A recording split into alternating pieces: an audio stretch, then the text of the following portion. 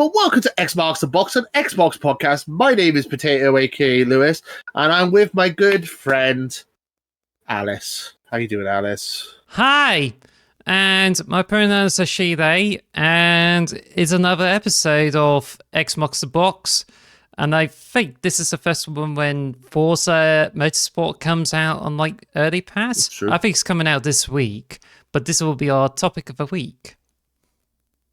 I like Forza. Forza is great. I've been playing it. You haven't been playing it, but I have been playing it because I'm a sucker and I paid 30 quid for ADS. So you're like, I'm not paying 30 quid for that. I was like, fair play. Don't blame you, Alice. Honestly, well, we'll talk about it more when I get to my like review or first impressions or AMA, whatever we want to call it. We got 3 different. It's the same thing with just different names. Yes. So before we get into the podcast, we do have something important we wanted to mention. I mean, do you want to mention it, or should I go into it? Well, if you want to bring it up, then this is a good time. Okay. So unfortunately, Alice is going to be stepping down as a permanent co-host. She'll probably still come back occasionally, and she'll still be on the channel. It just is not. You're not going to be on here every single week, and because of that, we're going to probably put the podcast on hiatus after this week until I can find a permanent co-host to fill in the gap. And unless we have like big news happens or something, I don't know. Maybe I can get the PS3 Trust guys in every now and again, but I don't think I'll be able to do it weekly for the foreseeable until we can find a permanent co-host. So hopefully, I mean, as I said, this is going to be the last regular episode for a while. But probably will still be alive and kicking. We're still going to be doing videos on the channel, and hopefully the podcast will come back at some point. Yeah, actually, as I need to comment on this, well, I'm actually stepping down as a podcast regular just to take a break from doing podcast, which, to be honest, it's a lot of work, and my mental health hasn't actually improved sometime this year, but I think there's a lot of stuff to go through. Like, originally, we're going to leave it until I can release a statement about this on the YouTube channel, but we're still talking over the solutions, how we can get this channel forward. But yeah, as Lewis said, is that we'll be focusing like podcasts, gameplay, tier lists. I mean, anything where it gives us more views, because it just means we can have more subscribers, a bigger interest in the channel. Which is why that I feel that if we were to give it a break for the podcast until the channel's got enough subscribers and some interest there, then we should be able to resume the podcast. But don't expect any more podcast episodes before the end of the year. As for Space Skyrim, there's still more to talk about, and there's still more ideas I have for the channel to do with Starfield. But I think we'll be expecting to wrap up Starfield very soon as we look forward to other pastures, including the Activision Blizzard King deal. Yeah, so I mean, obviously, so if the Activision Blizzard King deal happens this week, which we're assuming it will, I will we might do a quick news video together, or I might just do a quick news video, or Alice might just do a quick news video. Yeah. As I said, the channel's still going to be ticking over.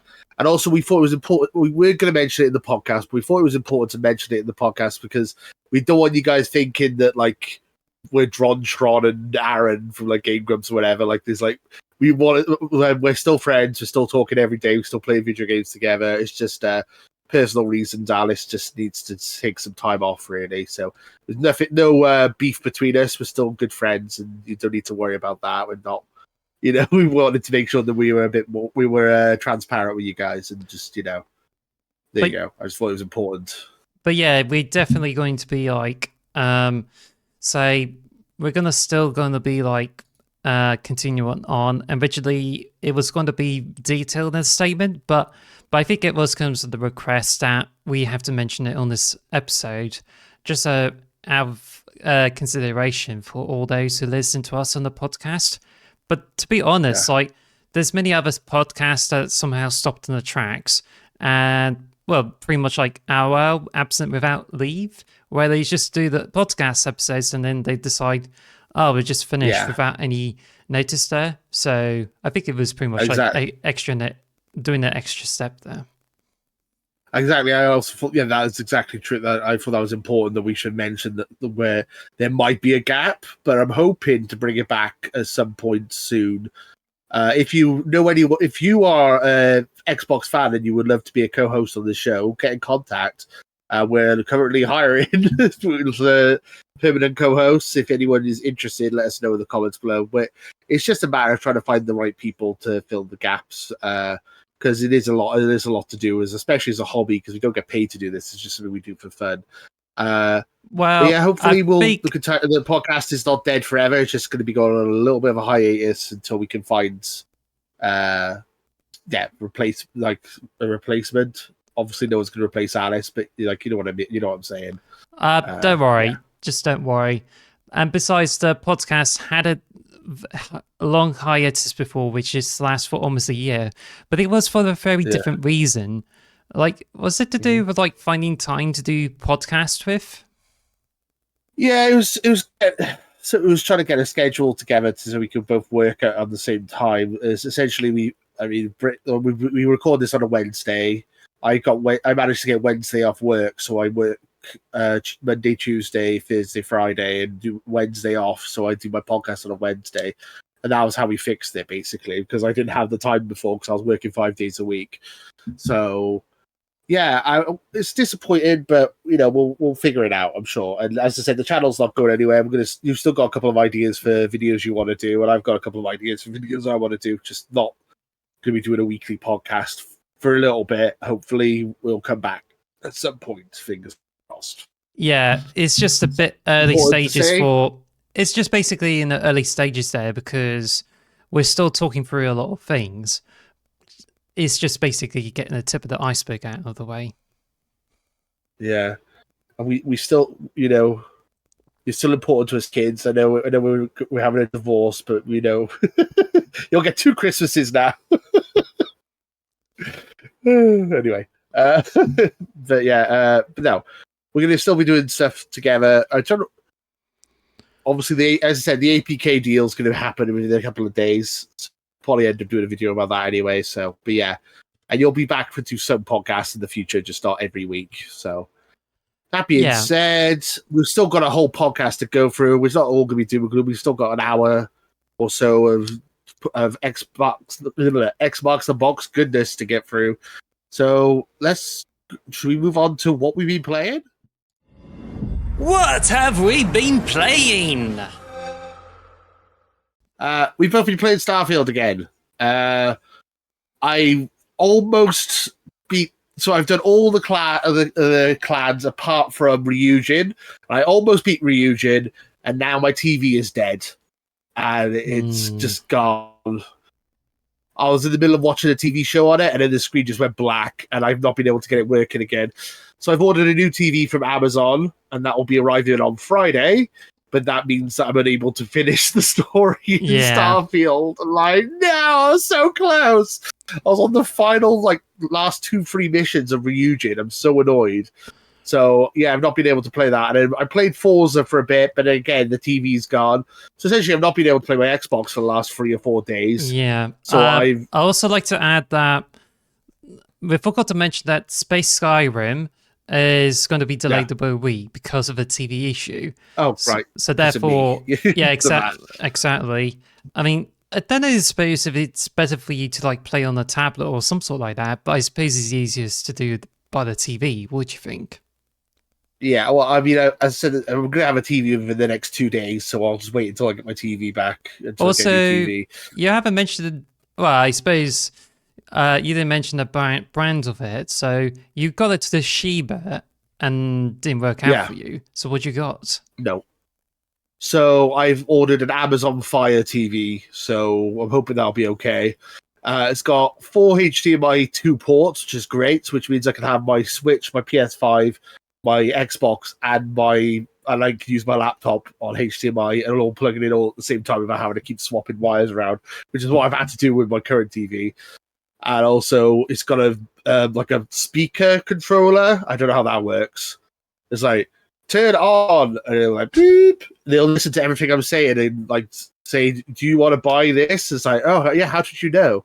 So just it listens to everything you're saying. Oh, apparently it also has built-in I forgot what it's called now, the Ubisoft live streaming app.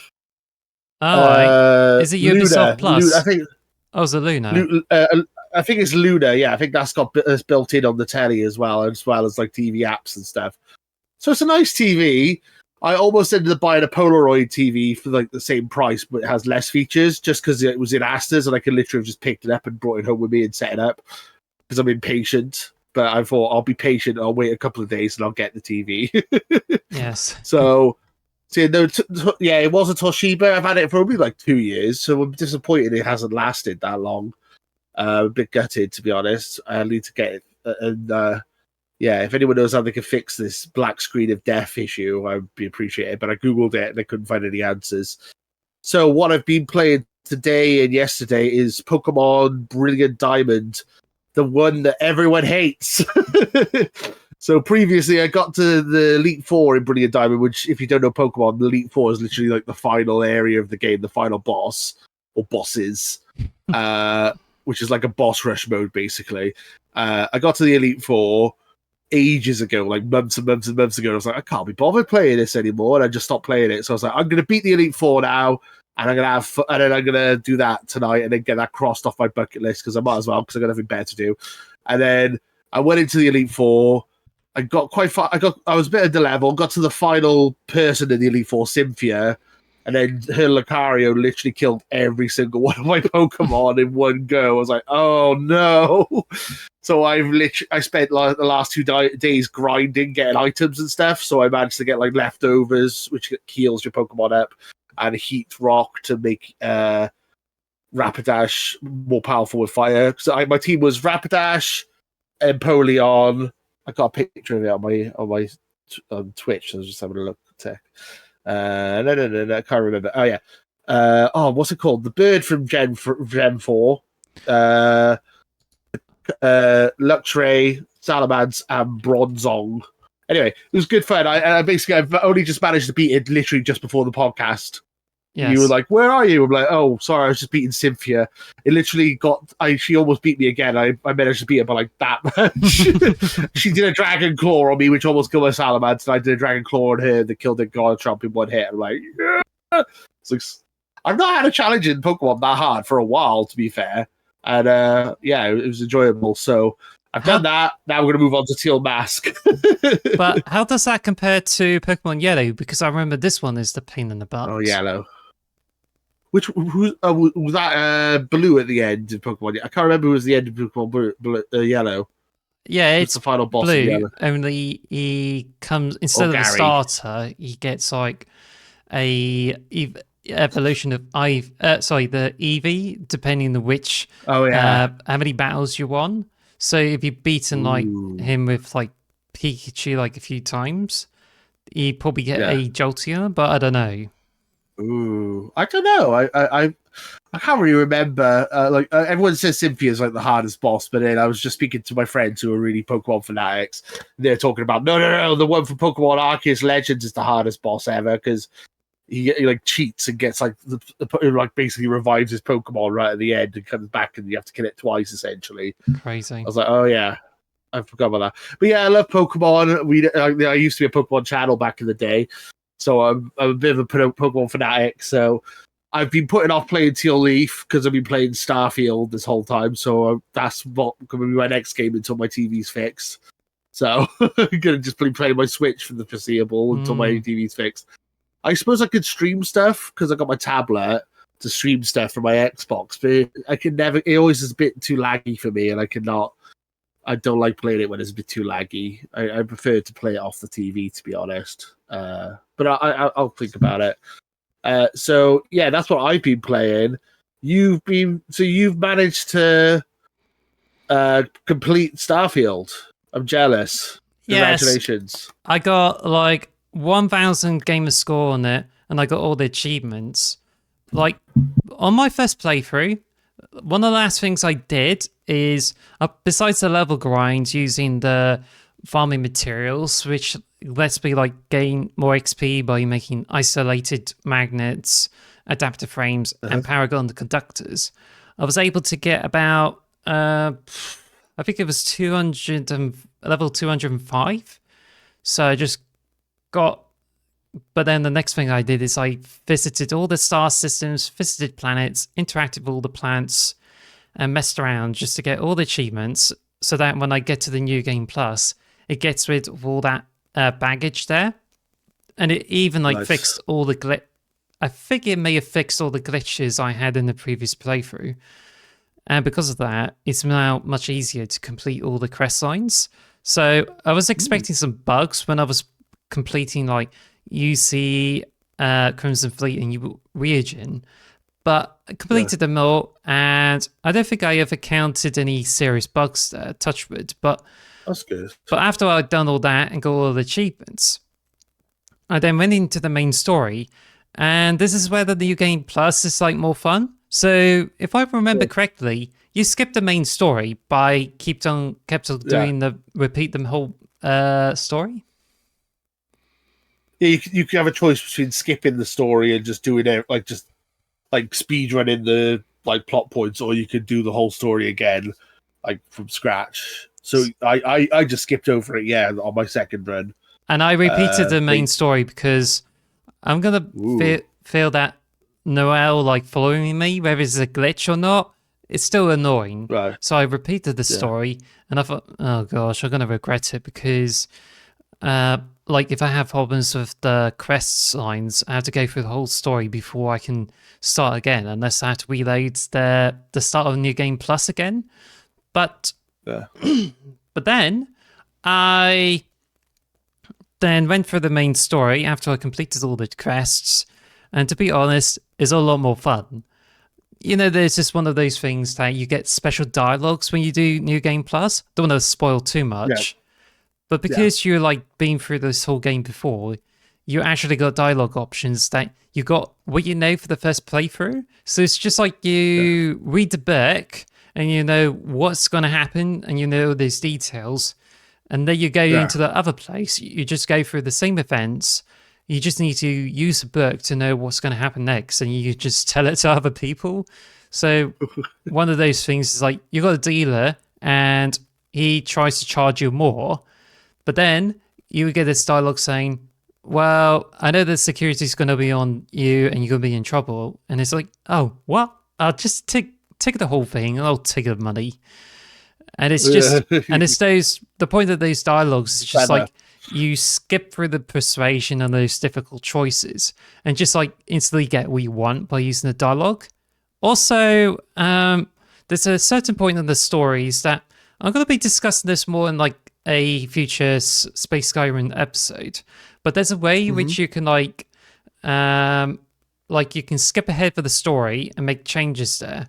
So I did this option, skip the missions that I dreaded going through it again, and I'm now at the point where I skipped a lot of the steps to complete the rest of the missions there. But what I did instead is I've been grinding my XP, which... Because I focused on the quests at first, I already got like about, I think it was about 2 more levels. But when I did some grind for the XP by having animal husbandry trick, got like a bunch of levels, which brought me to 222. Oh, Jesus. Then I like rebuilt the outposts again, which... I got the adapter frame ones and I got more tungsten and titanium. But those are only like getting some materials so I can build a couple of outposts. One that offers neodymium and one offers gold, silver and copper. So I can create more paragon conductors for more XP. So I think it would be quite good. Which is why last time I played Starfield is just getting it working on the PC. So far... I don't think I noticed that much slowdown, touch wood. I also made some saves and making sure I avoid a lot of glitches, but it's still very buggy with the outposts. But I should have everything set up to gain more levels. And yeah, I think it's just going to be quite interesting. So I'm hoping to get over to 270 or more before I can like get over to New Game Plus by finishing the story. But that's about it. Fair enough. What I'm impressed by as well is that you've got all the gamer score and yet you're still playing it. A lot of times when I get a thousand gamer score, I'm like, right, I'm done, and then I just like delete the game. I don't know, it's weird. It's hard to keep myself motivated once I've got all the achievements, really. So I'm pretty impressed that you're still going, which is good. Yeah, Starfield When the is DLC definitely comes out, you're gonna be great. yeah. Starfield is one of those games that once you get all the achievements, you keep on playing. And I know for a few games I'm still play, which I moved on for the PlayStation 3, but it's a Sega Mega Drive collection I got all the achievements for. Ooh. I still play Mega Drive games on it. Civilization Revolution Fair. is one of the most addictive games ever, which despite I got all the achievements, I still play a load more games on it. In fact, there's a few other games which I got all the achievements, but I'm still playing those games because I really enjoy the loops. And Starfield is like one of them. So I know it may be a bit harsh for me to give it an 8 out of 10, which is warranted for it, but I still have a lot of fun with it. So it just really works out for me. So I don't think this scores is what determines whether this game is good or bad. Like 10 means it's good, or anything less means it's average. Well, I mean, that's not exactly true, because I think like there's even games like you got like 6 or 7s there, and yet they're still fun. So I think this is important to learn, and I feel as if the Starfield review craziness is pretty much like teaches a lesson that review scores are not really a huge deal, just as long as you're enjoying the game. I suppose. Also, I feel like Starfield, like Skyrim and Fallout, I feel there's a lot more controversial. It's got like people have mixed opinions on it. I think this is more of a Marmite type of game. It's like you either love it or you hate it a lot of the time. I don't think there's not many middle of the ground kind of people, really, is there? It's like a lot of people either hate it or they love it. It's not, universally praised, unfortunately. Well, Starfield doesn't deserve all that hate. And I feel people have been hating on it like it's some kind of sport. But I think it's beginning to die down, and I think people will eventually get to enjoy the game for what it is. I just feel at the moment it's just like Starfield ends up attracting loads of hate and just saying this is such a bad game. And I think it's just like I think it's a little bit more intensive compared to Pokemon Scarlet and Violet last year. Yeah. Oh, yeah. I mean, I like Scarlet and Violet as well. That was buggy as hell.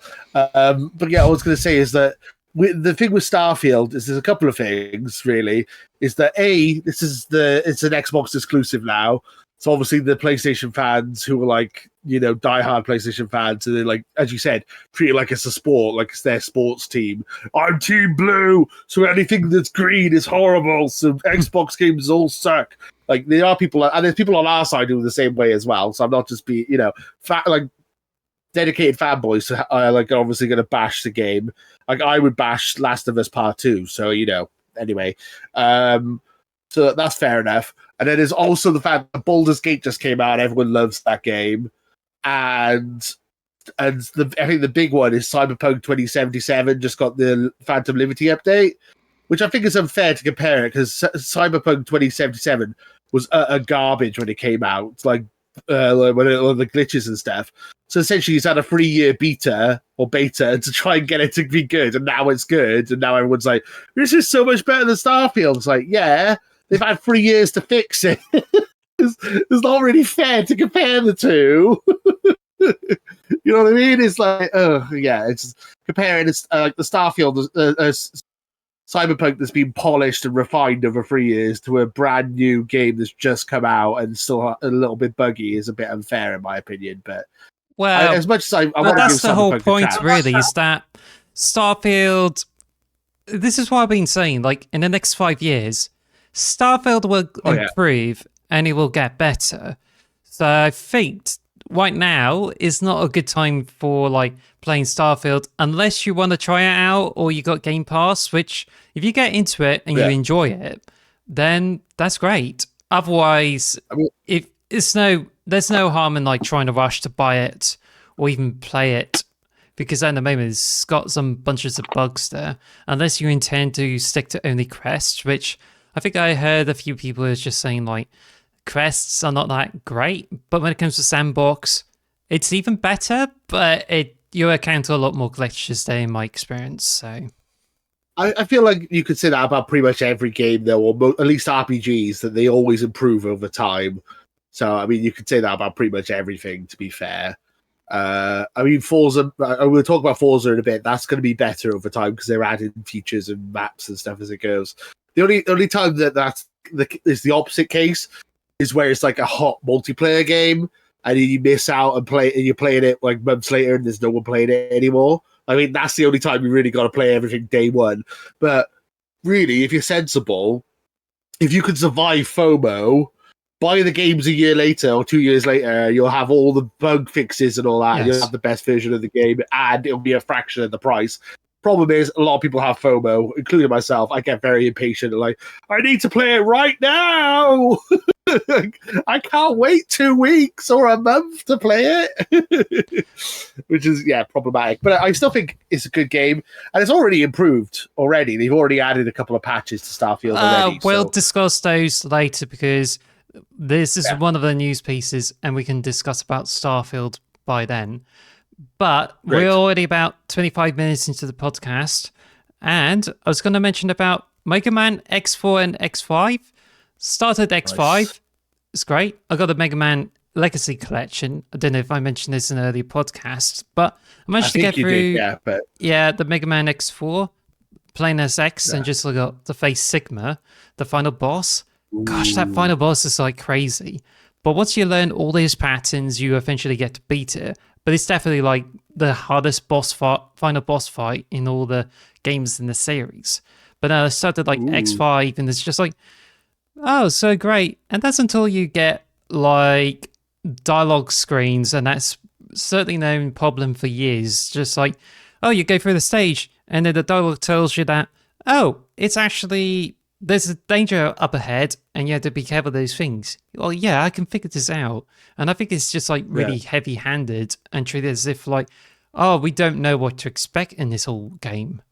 I mean, there's a bunch of dialogue screens that just tells me like what to watch out for. I still have a hard time like dealing with the last bit of a stage in X5, and that one's like took me many tries to deal with it. So what the hell's up?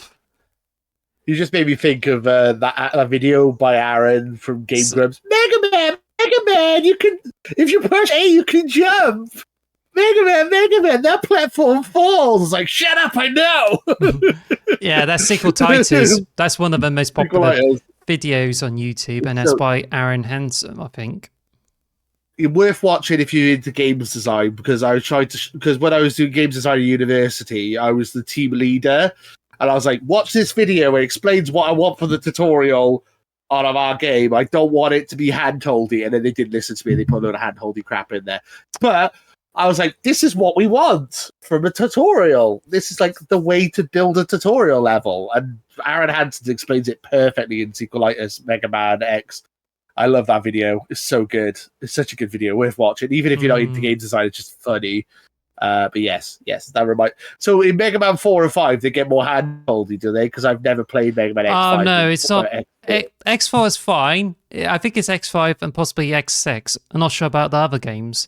But you definitely get bits of these in like Mega Man X5, which is a gacha mobile game, which you can now get offline version on like PC.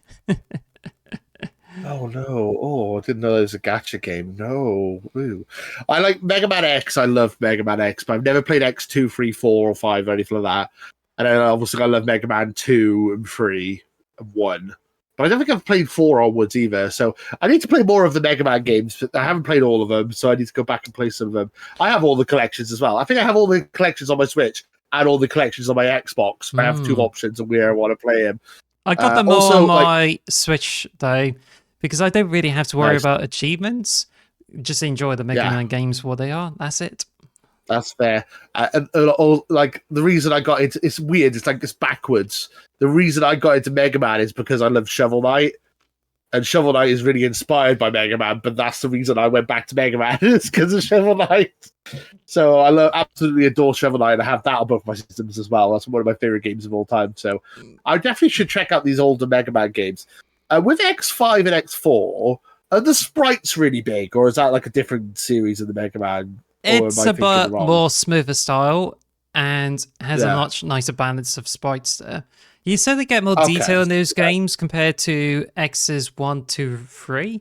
It's like when you get like X7 and X8, it's all in 3D. Same with Mega Man X Dive. But I think I have to admit that X Dive, it does look the prettiest in the 3D, and it just makes me hopeful for like Mega Man X9. But yeah, so I was going to say something, but yeah, it's just I've got all the games on the Switch.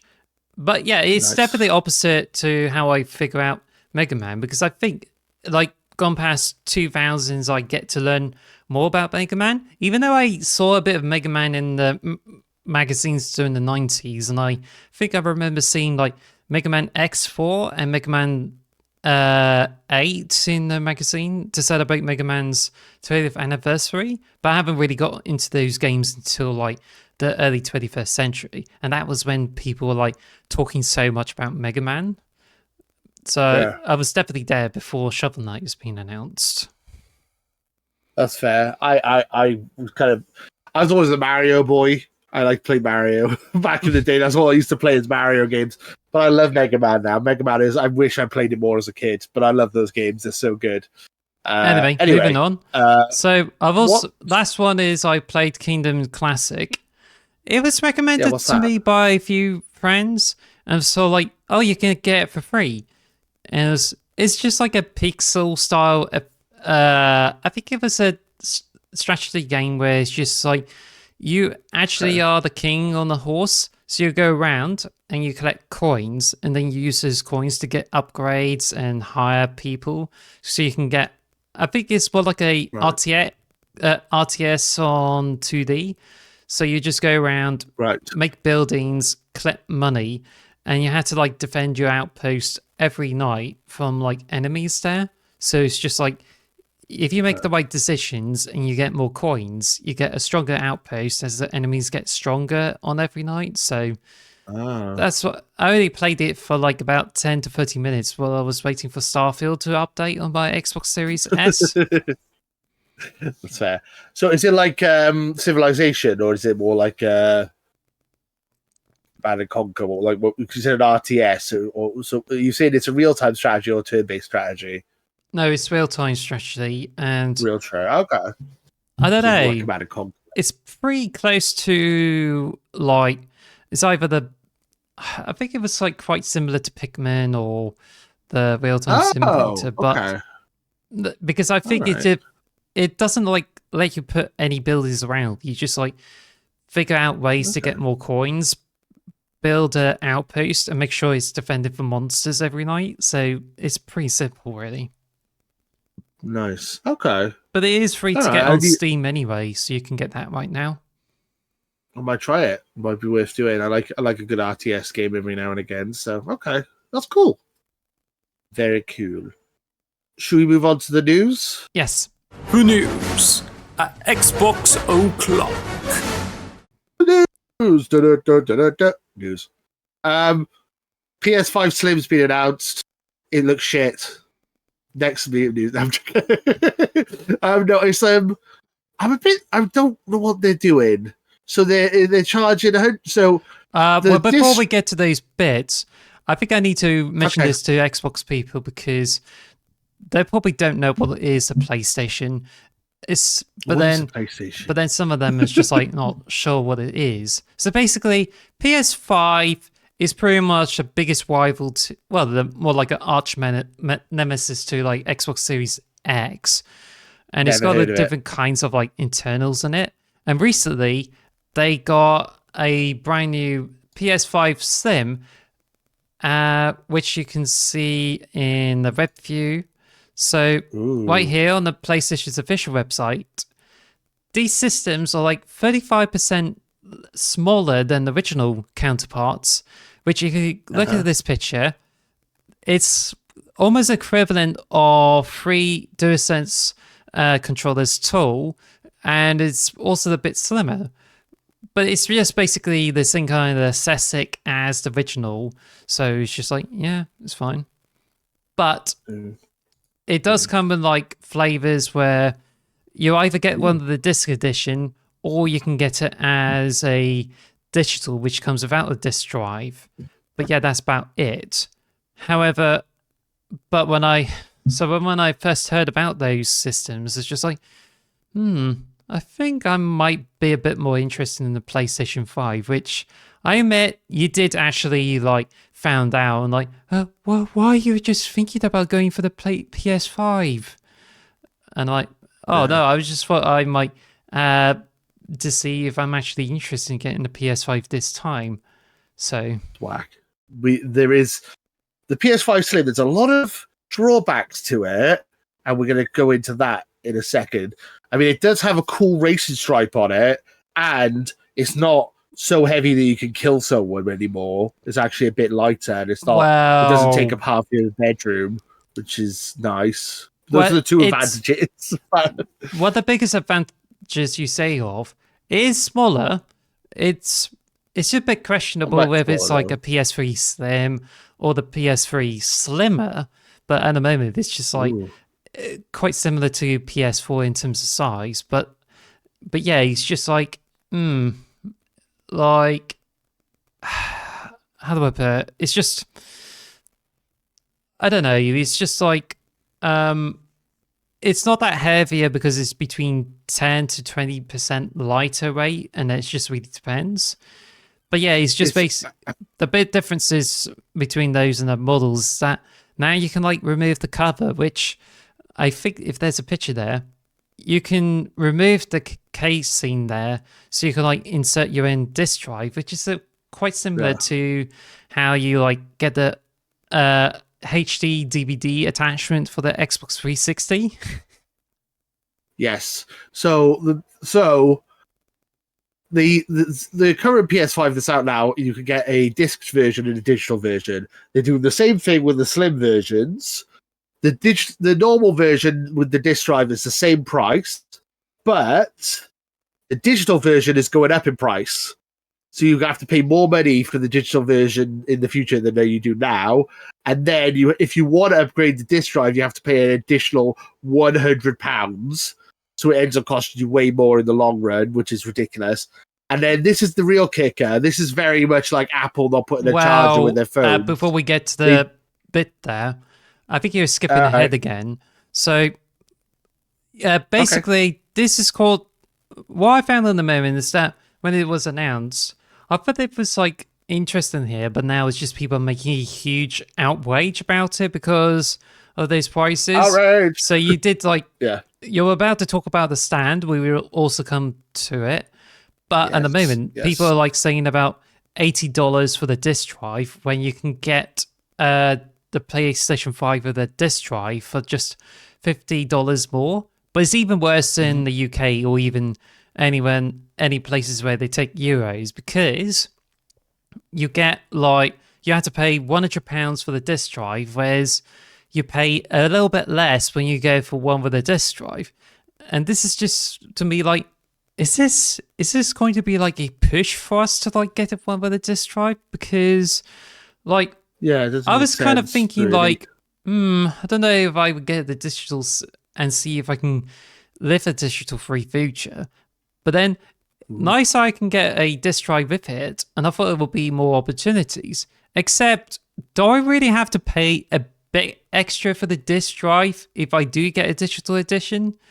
Because I think it just kind of seems as if it punishes people for like going for the digital edition instead of buying an extra disc drive at the beginning.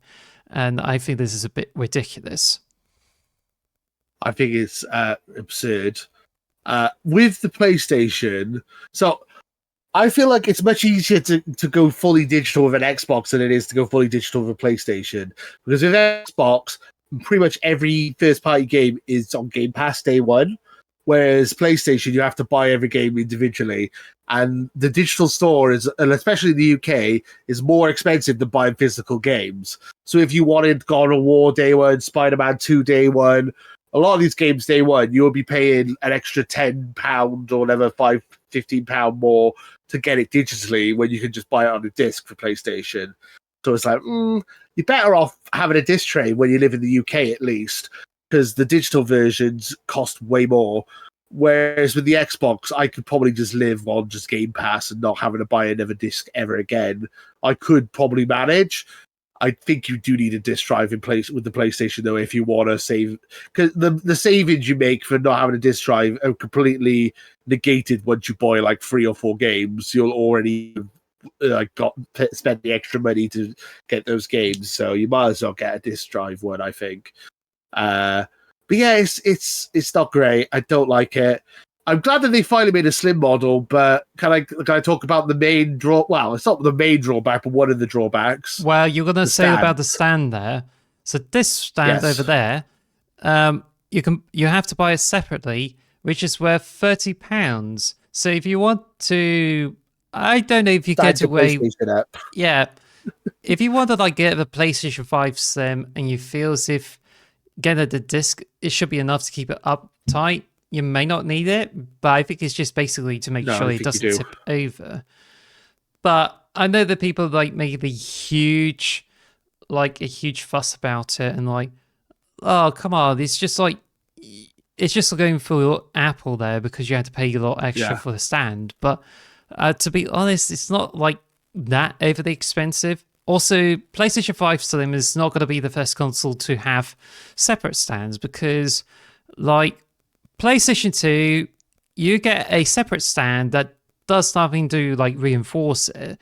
And I think you pay extra for the plastic. Also, you get, like, stands for PlayStation 3, PlayStation 4, and a few other consoles too. And it's just, like, a bit of it's more to do with assurance to see if you can like pay for it and what's not. But I think the argument has to be made is that you only like get to pay like 25 quid for a stand just to keep the PlayStation 5 Slim upright. And I get many people are just like not going to be pleased about it because admittedly it's pretty much overpriced for this piece of accessory there. Essentially, if you want, this is an essential piece of kit that you need essentially to have your PlayStation 5. My PS5 came with a stand, so essentially you added an extra 30 quid to the price of the PS5 essentially because you're going to need to buy a stand or you're not going to be able to like have it stood upright. I think you can't have it stood upright without it, as far as I'm aware. I might be wrong. Maybe I have to ask the PS We Trust guys. They'll probably know more about it than we do, but. Yeah, they also, so you can, if you want to put it on its side, they give you like a plastic clip thing. Yeah. Like a little tiny clip, and that looks ridiculously bad as well. I'm shocked by this. I have seen that one, and I don't know if it's on this article, but if it does, it may probably like pop up. Oh, there we go. Mm-hmm. Like this right here. It is definitely a peg there. And I just thinking like, since I just want to keep it like horizontal, it's a bit weird because I was going to otherwise like set it horizontal, but it just seems as if I need to have a hard surface and has to be like the whole surface in order to keep it up. But I just feel like it's just not going to work out well. And it just makes me feel like, oh, it's going to be smaller, it's going to be great. But I don't know if they just given a lot of consideration for how you can like keep it standing or keep it horizontal when I think they're obviously trying to overcharge for like trying to keep the console like still. Yeah. I don't think it's worth the money, honestly. It's weird. I don't like the PS5 design. At least it's smaller now, I guess, because I think it's hideous, the PS5. I really do. But it's just like charging a fee for 30 quid for a stand that should be included in the package is ridiculous. I'm sorry, it just is. I don't like it at all. It does. What I wanted to ask you as well now is we had that massive leak with Xbox a couple of weeks ago the big leakers episode. They showed up. We found out about. Well, I think you're. There's one other thing before we get to that Xbox thing, and this is also what we got, because I think from all the videos that complained about the PlayStation 5 Slim, I think they failed to mention that you can actually buy PlayStation 5 console cover colors, which doesn't seem to show what they look like. They will be released in early 2024 and comes in like, I think it's a black color array as well as Deep Earth collection in like red, blue, and silver. And each one of those covers will be worth about £45 in pounds, or you get for like $55 in the US. Oof. Okay. Also, I like to mention that the SSD says it's 1 terabyte, and people think this is more storage, but I think I'm a bit skeptical because I don't know whether PlayStation 5 has like 1 terabyte as advertised, but when you open up the PlayStation 5 console, it's like, oh, it shows 825 gigabytes, which has been reduced to about 600 gigabytes. And I'm like, do I really trust Sony that it's going to be 1 terabyte? Because it just seems like, well, it's got to be smaller, and it just makes me think, like, is it still going to be easier to put more storage into the PlayStation 5 Slim? And like, I never thought of that. The expansion drive thing with the PS5 Slim. That's a good point. It's. I think when it comes to storage, it's a bit more sus. So, I think to me, it's just a bit concerning. But I think for the size, it's like really nice. But I think, to be honest, I understand like that outrage and why people would feel not so pleased about the pricing there, because I think it just kind of makes extra charges towards something that you're going to end up getting the 35% decrease. So what I've heard online is that it'd be about 125 gigabytes more storage, which isn't a lot when it comes to this generation. If it was a Switch, that'd be amazing. But like on the PlayStation and the Xbox, that's literally one game is about 125 gigabytes. So that's not much of an increase at all. I recommend, if you really want a PlayStation, I would recommend getting the big chunky ones that are out now, because it'll save you 30 quid in the long run. Or if you don't want a disc drive, then saving even more money and getting the digital one now before these replace it. What I was going to say about the Xbox is what I was interested to compare the two, is that they're bringing up Slim, or like the slender Xbox next year, which is the slim version of the Xbox. And everyone was like, oh, PlayStation are going to bring a slim version out, but it's going to be more powerful. But it looks like it's the same power, it's the same system.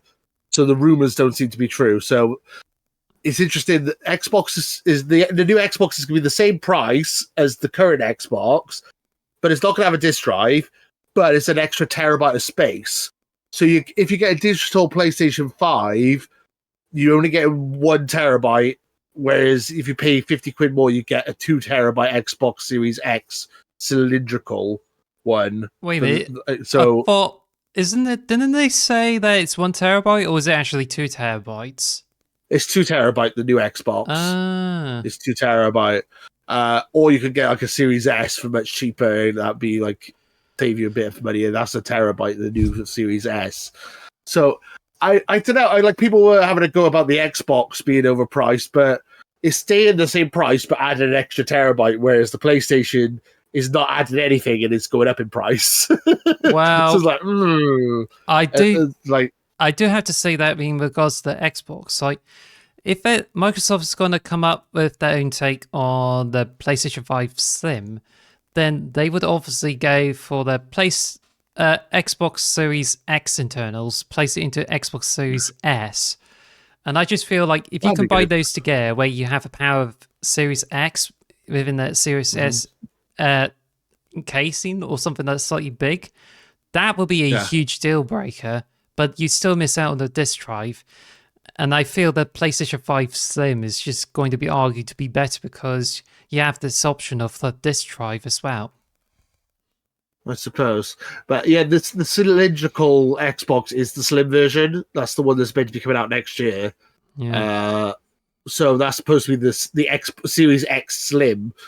But yeah, this is no disc drive, which is a bit disappointing. There's rumors that they might be having an external disc drive you can add to it, again, like the PlayStation, but I don't know. I think the extra terabyte of space justifies it a little bit, whereas there's literally no extra storage on the PlayStation, which is a bit disappointing. Yes. Also, what I thought was interesting is that it's just a tangent I've just gone off here. Is the fact that the new Xbox is cylindrical, you can't have it on its side.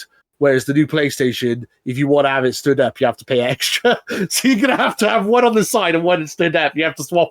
Because at the moment, my PS5 stood up and my Xbox is on the side. I'll have to have them the other way around if I end up getting both the digital version, the slim versions. I don't know how Microsoft's going to approach the cylindrical Xbox. Like, it just seems as if you probably need a stand or two to keep this horizontal, and that's the thing. Yeah, on the horizontal, keep it horizontal. I don't know how they keep it horizontal. They haven't explained that yet. They probably offer they probably like offer a £50 stand for it. Who knows? Yeah, and then we'll be like, oh, that's fine because it's Xbox. I'm joking, by the way. I would kick off if they did that on Xbox as well. Yeah, disappointing. The PlayStation Slim is very disappointing in my opinion. I probably would have considered it if it was cheaper. And usually later on in the generation, they make slim versions to make them cheaper and easier for more people to buy. But the fact that it costs more or the cost the same, but then you have to pay 30 quid for a stand, so it ends up costing you more, is kind of bullshit. So they need to fix that. It might be like a final fuck you to the fans from Jim Ryan before he leaves. I mean, that's what it is. It's like, haha, bye guys. So like, laters. It's like, screw you, Jim Ryan. But anyway, I would love to see what the PlayStation guys have to say about the Slim. They might love it for all we know. I'm going to have to speak to them later. Check out PS We Trust. They're a really cool podcast. And go check them out. They talk about PlayStation and they're pretty cute. Anyway, should we move on to Halo Infinite? And there's a bunch of news there. So, if you stayed with us for like 15 minutes into this podcast, well done. Because you get to learn a bunch of those things. Where this weekend, I believe, 13th to 15th of December. No, it's not set. No, it's October. Wait a minute, it's supposed to be October. I think I got it mixed up. But yeah, this weekend, you'll be able to unlock the skins for all armor cores, which is the cosmic skin, which is like a green, pink, and possibly white coating, which I thought is going to come out in the store, but you had to get it through Twitch drops. Like, yeah, well, some of all the special occasions you expect to get in the shop, and then instead you don't pay for it. You just have to watch Halo Championship Series on Twitch to get these, which is ridiculous. But you also got a loyal opposition for all the cores as well.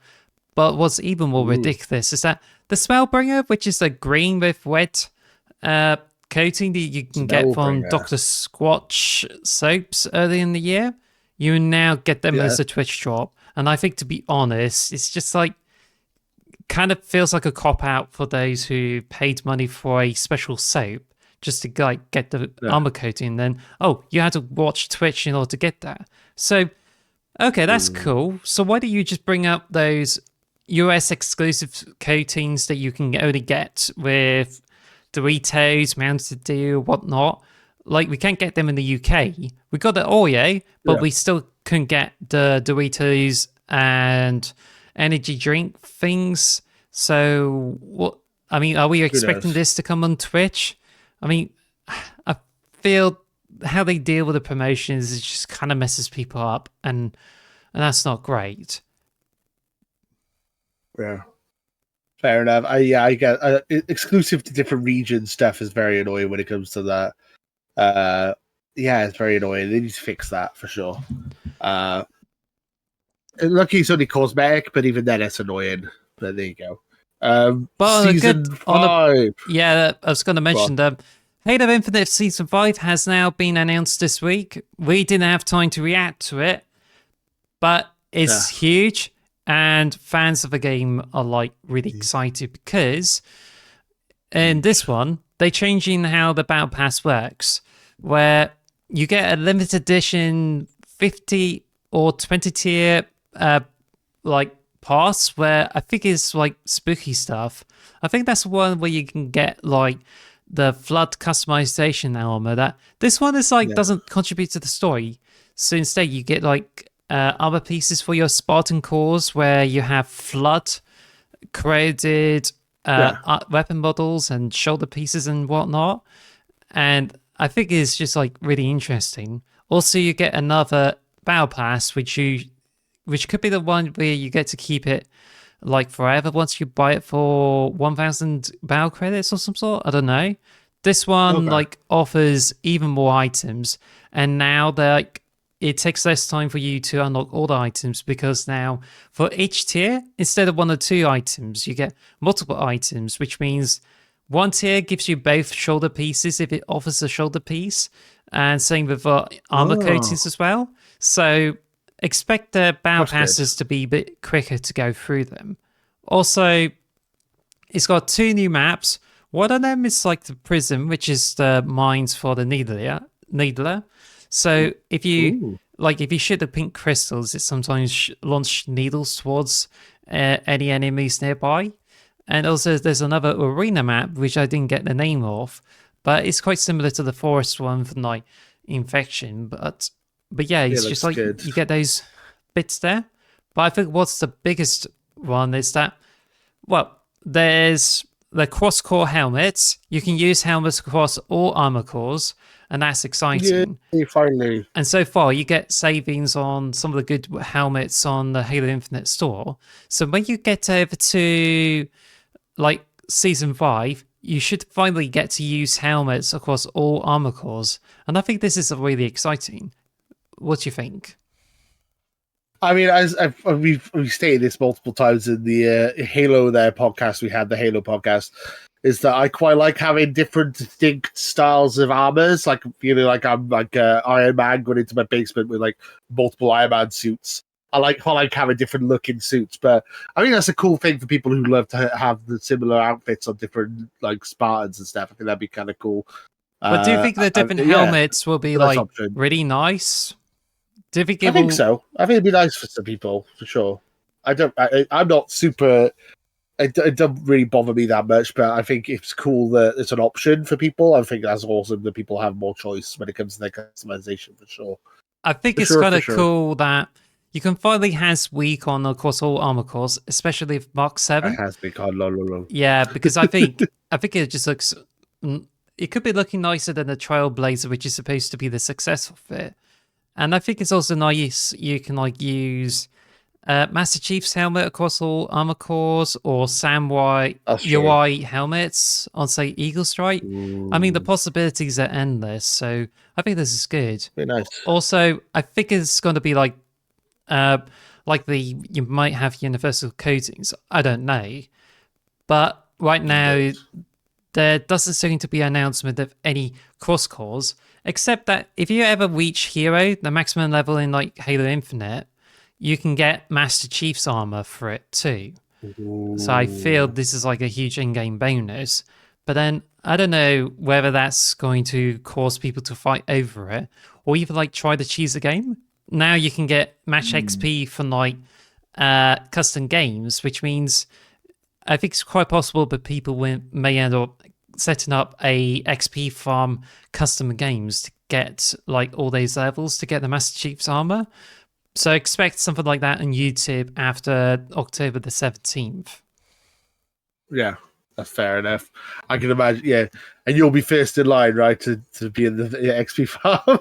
Nah, I'm not going to be in a huge rush for it. It just depends how badly you want Master Chief's armor in the game. Yeah, I mean, there's plenty of armor that looks similar to Master Chief's anyway. You don't need the exact armor for Master Chief anyway.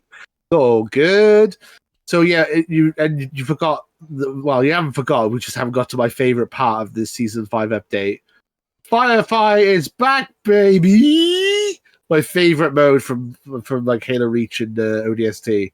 Well, actually, I don't think they directly said this in the trailer, because what they're doing is that they're finally adding campaign AI to match types, which means you can have enemies in, which I think it's kind of means you can get firefight modes. And the only firefight you get is like, you get Firefight King of the Hill, which says it's arriving soon. So it's not clear whether it's going to happen during Season 5 or whether it's going to be in the next season. We have to see about that. But I think, if we're crossing our fingers, Firefight could finally arrive in Halo Infinite Season 5. I hope so. I really do. Firefight's like my favorite mode. I love Firefight. I really hope it comes back. Oh, I'm excited. Definitely going to play. When I get the new TV, we got to play some Firefight together. Definitely. Let's play some Firefight. Oh, I can't wait. Once we get to October the 17th, we'll be able to see if the Firefight's back. But I think it's more likely that there's going to be a playlist for playing Extraction, which is a Halo 4 mode, which is now coming back to Halo Infinite. So I don't know, there's going to be a bigger spotlight on it. But if they have playlists for Firefight, that would be great. Because I think this is something that more people will flock back to Halo Infinite just to check out Firefight. So, oh, for sure, I will. Yeah. So is that all the Halo Infinite stuff? Or, yep. Yeah.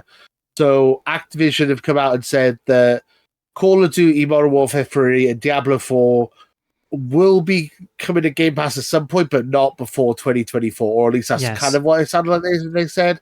Also, we think the Activision deal will be done by the end of this week, possibly, or it might happen any second now. Who knows? Fingers crossed. It's just like there was.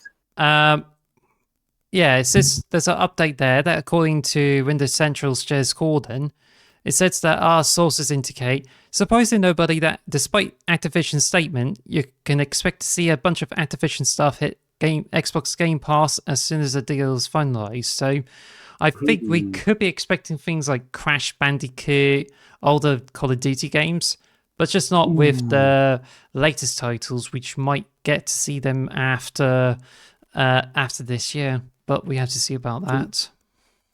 Do we get Candy Crush? That's the big question. Good question. Candy Crush on Xbox. Yeah! Well, they should bring World of Warcraft to Xbox. I still think that's a thing they should definitely do. That'd be awesome. But yeah, I'm very excited for this to get done finally. It feels like we've been talking about this for centuries. It's just been dragging this deal for so long. Please be over soon. The only thing that makes me a bit worried is if you're a superstitious person, like I can be sometimes. They said the deal's going to be done on Friday the 13th. Yeah, that's like in October, spooky season. It's a spooky day to be closing the deal.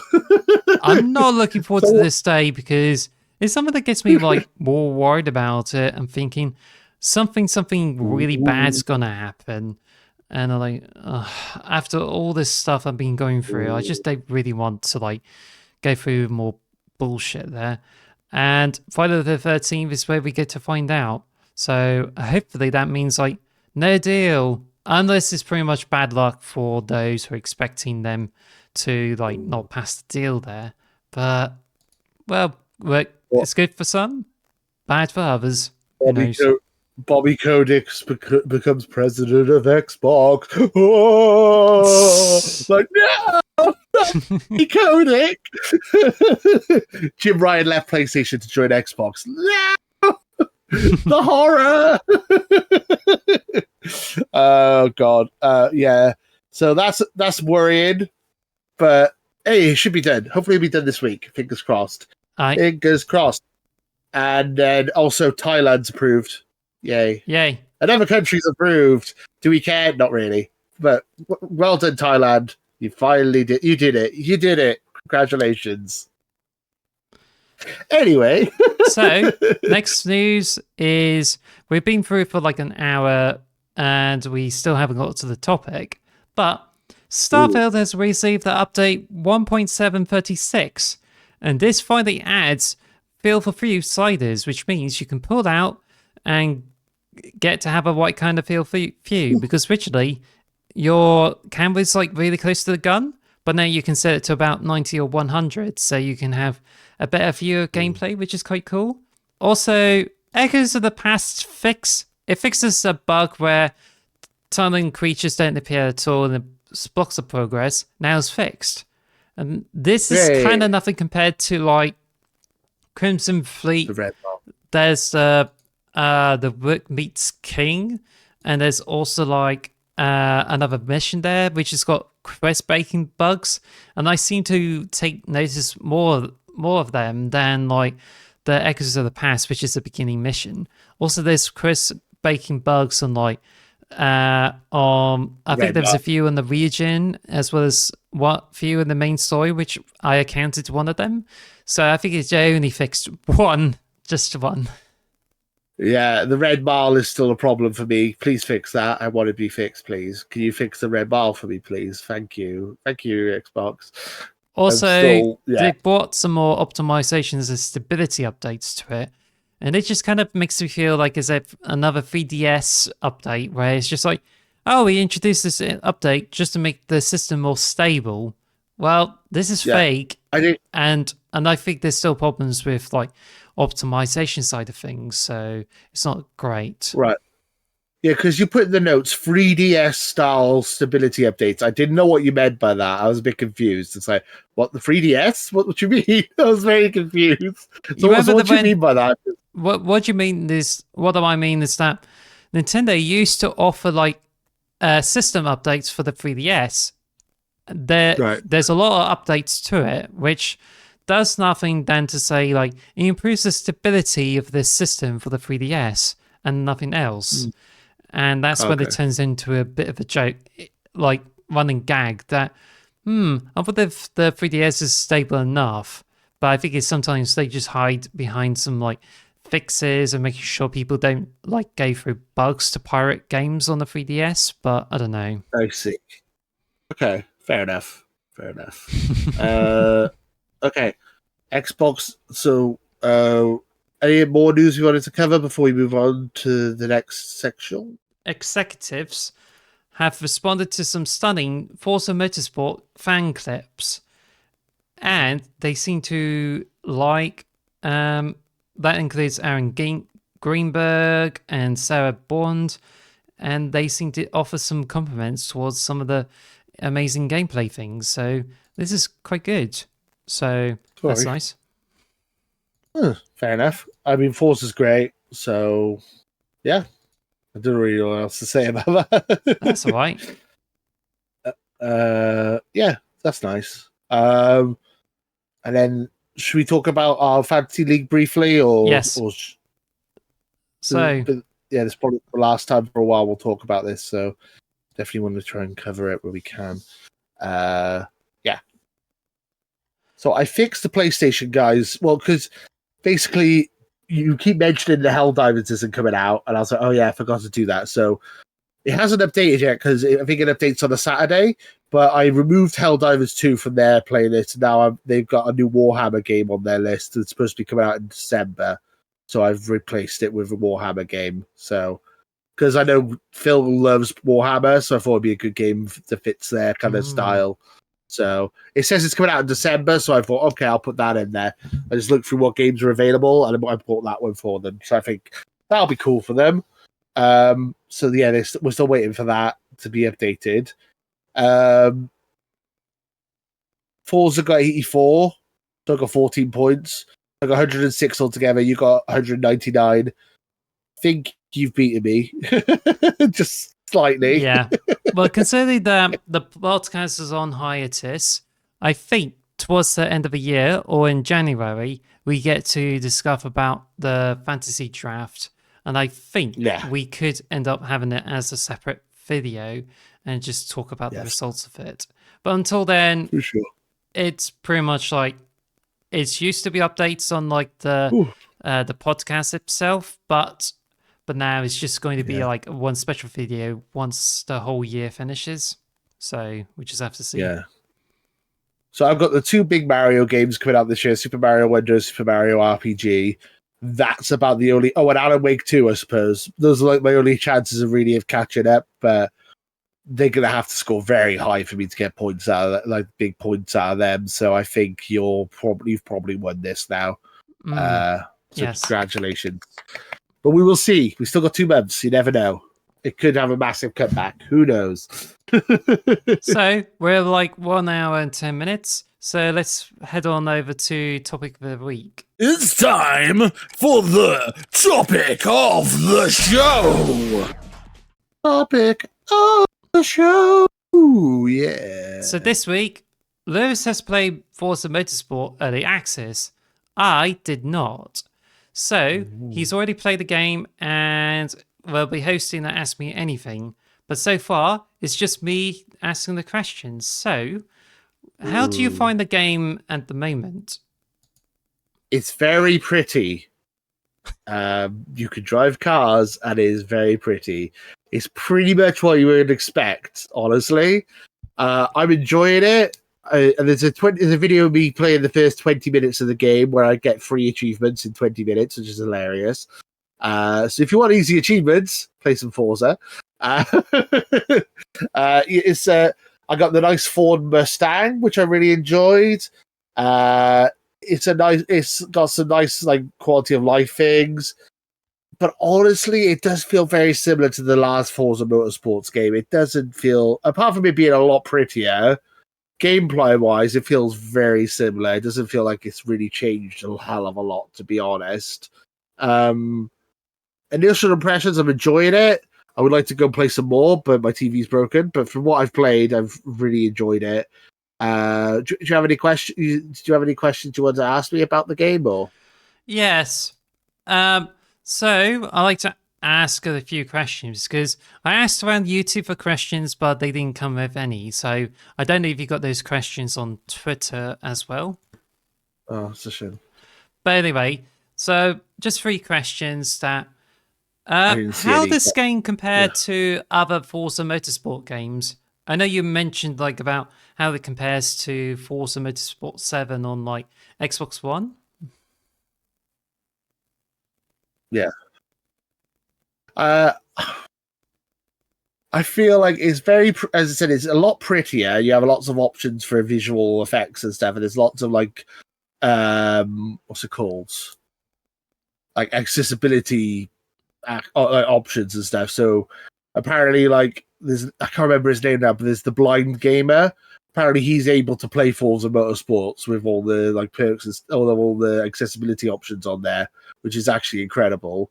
So there's like nice little accessibility stuff, which is really cool.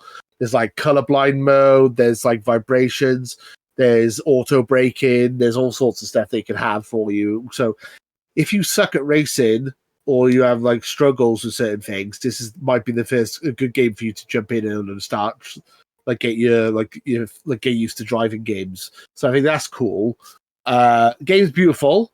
And it's much better looking than the last Forza Motorsports game. It looks like photorealistic. I mean, I don't even know how you can get any better looking than this, but I'm sure they'll find a way in the next one. Yeah. I feel like it is a bit bare bones, though. There's not that many. It's like it does feel like it's early, like we're playing early access. They said they're going to be adding more maps and they're going to be adding more stuff at a later date. It does feel like we're like it's not that much to do yet. I haven't played the multiplayer yet, which I need to do. But I've been playing the story mode. It does feel very similar to every other Forza. You do cups and you unlock cars for beating cups, and you level up your car for beating cups and stuff like that. And there's like certain amount of tracks and stuff like that. It's fun. I bought all the Aston Martins already, which is what I wanted to do because I'm an Aston Martin fanatic. But yeah, I don't know. I feel like the Forza Motorsport 7 was the last one, wasn't it? I mean, that's got a lot more feature complete. But if you want a game that goes, "Ooh, look how pretty my Xbox is! Look how pretty this, look how good this looks," then this is the game for you. But if you want a game that has more to do, I'd play Forza Motorsport 7, or as you've said about Starfield a couple of times, wait a couple of months and then you'll have the best version of this game. Honestly. But how would you compare it to Forza Horizon? Because I think it's a different kind of game and people will be interested to see how... It's totally different, yeah. Yeah. So how do you... is it like good like Forza Horizon? Because the way I see it is just like comparing Burnout Paradise with Gran Turismo. Exactly. No, that's exactly what it is, isn't it? It's Forza Horizon 5 is an incredible game. I would probably give. I know I give 10 out of 10s for everything, but probably give that 10 out of 10 as well. Forza Horizon 5 is an incredible game. One of the best games on Xbox. The Forza Horizon 5 is a beautiful game, and yet it's still on Xbox One as well. Whereas this one is purely for series consoles. You can't get it on the One. And you can see that it looks slightly better graphically, but I feel like Forza Horizon is a lot more fun. And if you want, it depends if you're into simulation racing. If you love simulation racing, like, ooh, I want to make my engine slightly higher stats or change my tires slightly, or if I want to go pit stops and stuff. Like I was saying this in the video when I did the 20 minutes, first 20 minutes of playing, you can have realistic fuel consumption and realistic damage and stuff. It's like, the advantage of playing a video game is that I don't have to refuel my car. Like, I do that in real life. I don't have to do that in a video game. I should be able to just drive forever without having to refuel it. But some people want to be able to refuel their car, I guess. Like, if you want ultra simulation, this is the game for you. If you want the most realistic car racing game of all time, this is the one. It looks much better than Gran Turismo 7. It is the best looking racing game I've ever seen. If you want something that's super ultra realistic, this is the game for you. If you want something that's fun and enjoyable and something you can just mess around with and have a laugh, play Horizon. It's a better game for me personally. I prefer Horizon, but if you're one of those graphic people who just want to show off how powerful the Xbox is, then play Forza, the new one, Forza Motorsport. I've got a couple more questions to ask. Which parts of Forza Motorsport do you enjoy the most? Like, which ones are the most fun? So I'm sorry. So you said, what are my favorite like things to do in the game? Like something that gives you the most fun. What are my favorite? I enjoy racing, obviously, because I mean that's the main thing. Like doing the cups and trying to. I know that's the obvious answer, but you could spend hours customizing like parts and stuff. But yeah, completing the cups and trying to improve on times on multiple laps and stuff, and trying to get a better time and trying to get first place. And I think that's fun, just trying to unlock gold on all the cups. I think that's my favorite thing in there. Yeah, it's just just trying to complete all the cups in the story mode and unlocking cars and stuff. That's always fun. I always enjoy doing that for sure. And it leads to me and my another question is that. So how was the campaign like? Is it like really complicated, or is it just a simple of like picking whichever races you complete, get more money, get more cars and upgrades? Or is it something like you have to complete specific kinds of races and go up the career ladder? It's more like the first one, what you said. It's more like the former than the latter. It's like, here is the Amateur Cup. These cars are available to you. Go do the races, and then when you've done 3 races, you will lock another cup, and then when you've done the other 3 races, you will lock another cup, and then so on and so on and so on. Yeah, it's just you beat cups to a lot more cups to a lot more, and then each cup has different cars available to you. So you want to improve your car collection. As I said before, I used all my money in Blue One Aston Martins because I like Aston Martins. I just bought like 3 or 4 Aston Martins. I was like, yeah, and so I've got the. So if you think of it like Pokemon, you have 3 starters at the beginning. You have 3 starter cars. You have the Mustang, the Hyundai, and the Subaru. I picked the Mustang. That was my favorite one, and that's an orange Mustang. It's pretty cool. And then you can unlock more cars as you go along, and you can buy cars from the shop and stuff, and you can buy them on the online auction house and stuff like that. So that's fun. Yeah, it's like, I like car collecting, so it's a really fun game for car collecting and modifications and stuff. So yeah, I'm enjoying it. I think it's a good game, especially if you're a car enthusiast. Yeah. So I think I lost track of what the question was. I think you were pretty much playing it for some time, so I don't know if it's a bit too early, but What's your tentative rating for this game at the moment out of 10? For me personally, I'm going to give it an 8 out of 10. I think it's good. I think it's enjoyable, but I think it's a bit bare bones. The game is beautiful. So the game, I'll do positives and then I'll do negatives. So the game is beautiful. It's fun to play. It has great accessibility options. It's a nice another exclusive for the Xbox. Gives you another reason to own an Xbox. And it's quite accessible, and it's got a good onboarding. So if you're like new to racing games, it's a good starting point for you. And then also if you love car porn, if you're obsessed with carography and car like art, and like if you're obsessed with cars, because I know a lot of people who are gearheads, and I can be a gearhead if I'm in the mood for it. This is totally the game for you if you're like, ooh, this looks like the proper Aston Martin I saw from this film or from this TV show or whatever. Then like, yes, cool. Negatives. It's very similar to the other motorsports games. It doesn't seem to do much different. It's a bit bare bones. It still feels like they're missing features that they need, and they'll be adding them at a later point. And I just don't find it as fun as the Horizon games, but that's just personal taste at the end of the day. I can understand people preferring this to Horizon. So for me personally, I give it an 8. If you compare, because I've compared it to other games I've scored this year, I gave Hi-Fi Rush a 9 out of 10, and I think Hi-Fi Rush is a better game than Forza Motorsport. So I would give Forza Motorsport an 8 personally. But if someone gives it a 10, I can totally understand. If someone gives it a 6 or a 7, I also can understand, because it's not a bad game by any means, but I feel like it'll be better if you leave it a couple of months. And and if you're a gearhead, you'll love it. If you're not a gearhead, I think you might just get bored quite quickly. I think that might be the line if you love cars, really. Well, I think bear in mind that Forza Motorsport could well be the last big Xbox title for this year. And I think it was supposed to be a saving grace for after Starfield didn't receive as many 9s and 10s as expected. Whereas, so given that Forza Motorsport is like, well, pretty much getting like decent scores there, and it just makes me think like there hasn't been like a huge system seller, but then with Starfield, I think Microsoft pretty much has hopes whether this one is going to like carry Xbox into the new year. But then I think it just really depends with Spider-Man 2, whether that's going to be the one that steals Xbox's thunder. So how do you feel about that?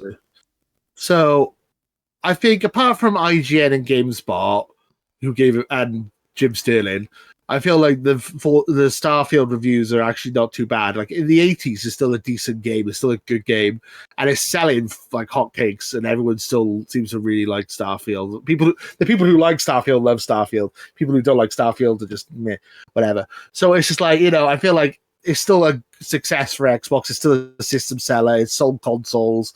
It's still popular, and it's got like over 10 million people playing Starfield.